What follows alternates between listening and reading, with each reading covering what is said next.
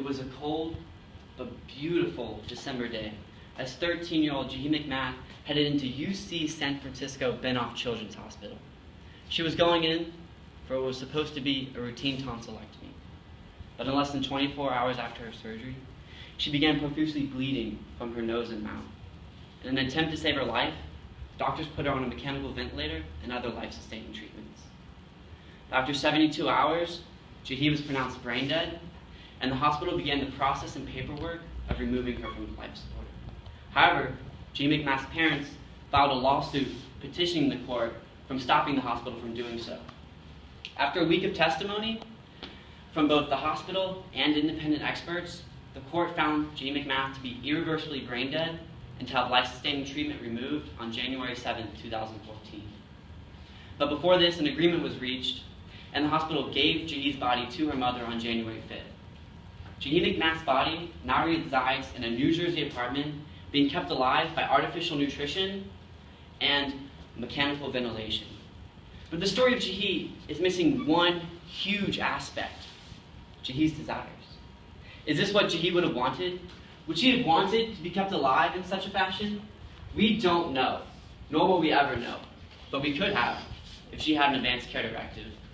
An advanced care directive, or advance directive, according to the American Medical Association, is a legal document that affords patients the opportunity to exercise their rights to make healthcare decisions in advance in the event they become unable to do so at a later date.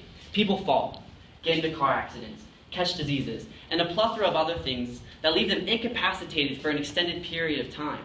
But having an advanced care directive can ensure that your wishes about your life are met.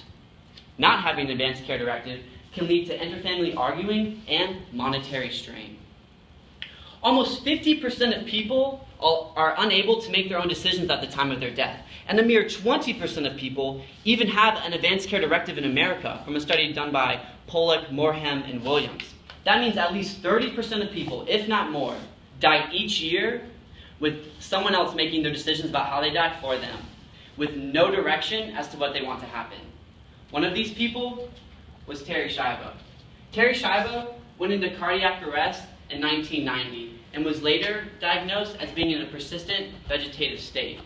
For 4 years, the Schindlers, Terri's parents, and Michael Schiavo worked in unison together to help Terri recover, even taking her to experimental treatments all across the country together. But after 4 more years in a nursing home, Terri was upgraded to permanent vegetative status, and Michael Schiavo petitioned to have her feeding tube removed. The Schindlers didn't want this, however, and they filed for 14 appeals prolonging Terri's life. But what did Terri want? We don't know what Terri would have wanted, but I think it's safe to assume she didn't want her family battling, arguing, going to court, all on account of her. Not only does not having an advanced care directive cause familiar feuds, but it can also lead to severe economic strains. Almost 25% of healthcare spending is done so within the last few months of life. Normally, to keep a person alive way beyond any hope of reasonable recovery, according to D.K. Morham. In a study done by Dasta, McLaughlin, Moody, and Peach, they showed that the average cost for an ICU per day was $10,794. Having an advanced care directive can solve both the issues of families fighting and monetary strain by clearly outlining who is responsible for your healthcare decisions when you are unable to make them yourself. An advanced directive consists of 3 parts: a living will, organ donation waiver, and the naming of a surrogate. On the living will, you can explicitly state in which 3 situations you want extraordinary measures withdrawn from treatment. And those situations are: you have an end-stage condition, develop a terminal condition, or are in a persistent vegetative state. On the organ donation section, you can choose which body parts or organs you want to donate to someone in need, and I highly encourage you to do this. But the most important thing would have to be the naming of a surrogate. A surrogate is a competent individual who makes all healthcare decisions for you when you are unable to make them. It should be someone who you've talked to in depth about a variety of scenarios. It should be someone who you trust. They ultimately have the decision that defines what will happen to you.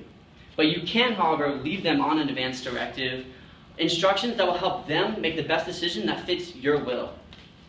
From the words of Kevin Williams, in a perfect world, everyone would have a living will prepared in which they explicitly state whether they want to be kept alive by extraordinary measures. But in this imperfect world, many people don't, and someone has to make that painful decision. In this imperfect world, people pass away as their loved ones fall into debt. In this imperfect world, people die with their families being torn apart. In this imperfect world, people die from lack of organ donations because potential donors didn't signify on some form that they wanted to donate. Making an advance directive is easy. I even printed out some forms of Florida's advance directives that you can pick up after class. But tonight, I want you to go home, think long and hard, and pick a surrogate. Choose someone who you trust and tell them that you want them making decisions for you when you can't make them. Open the dialogue between you two. Having an advanced care directive isn't signing away your right to live. It's you speaking your mind, even when your mouth can't move. Thank you.